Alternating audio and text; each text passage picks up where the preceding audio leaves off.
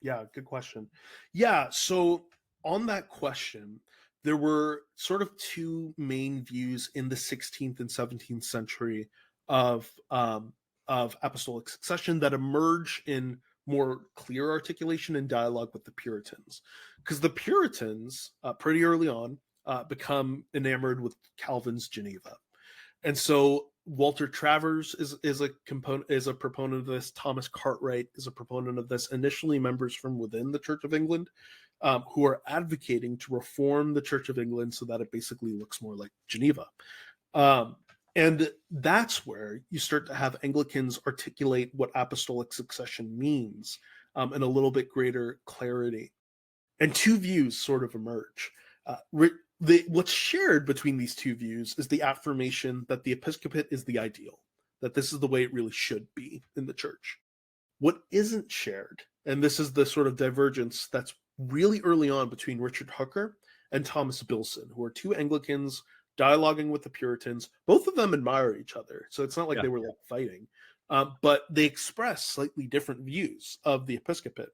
For Bilson, Presbyterian orders are just flatly invalid. The only way the church can sort of subsist through time is through episcopal succession. A bishop is alone. A bishop alone has the power to ordain priests. And so Bilson looks at Presbyterian orders and he just thinks flatly invalid. Richard Hooker's view is a little bit different. He thinks that, yes, it's a blemish, but it's not necessarily invalid. And he argues that the episcopate is a matter of binding ecclesiastical law. Now, it's a very interesting category because that means in Hooker and the Anglican tradition as a whole, because it becomes pretty influenced by Hooker, you can have a category of things that are binding upon Christians that are not matters of divine law, but are matters of church law. And for Hooker, he points to how sort of human life works in every other domain of knowledge. Like, for instance, I'm not going to just prescribe myself random drugs. I'm going to like go with the consensus of the medical community because they have the relevant expertise. And similarly, Richard Hooker says that in matters of church law that aren't specified by Scripture, the universal and perpetual consent of the church is as the voice of God. And he says this in book 1, actually. He lays the foundations for what the rest of his treatment and the laws. And his argument is that in any other domain of knowledge, where there is universal and perpetual consent, we have to take that as the voice of God unless we can demonstrate by certain proof that the consent was ill-won, that there were like bad causes for which that consent came to be. Now, there we go. That's my dog joining us here. Now, good Anglican dog.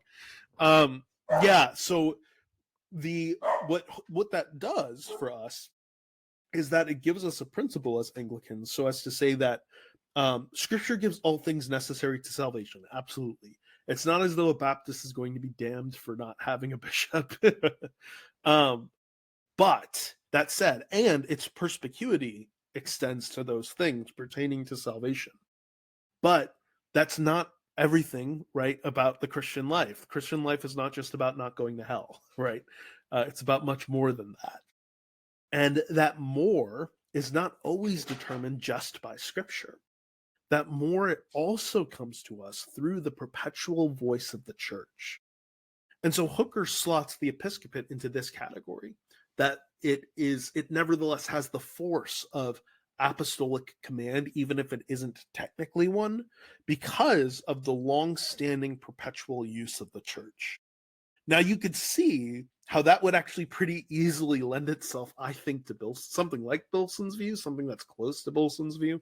And in the 17th century, basically the idea that the episcopacy is of divine law comes to win out. That becomes the predominant view of the episcopate in the 17th century.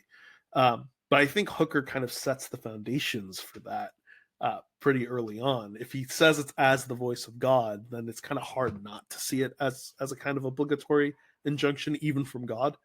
But nevertheless, those are the two views where Hooker could then still say that presbyterial orders are still valid, but nevertheless, they're still in sin because they're Mhm. rebelling against long-standing, constant ecclesiastical law.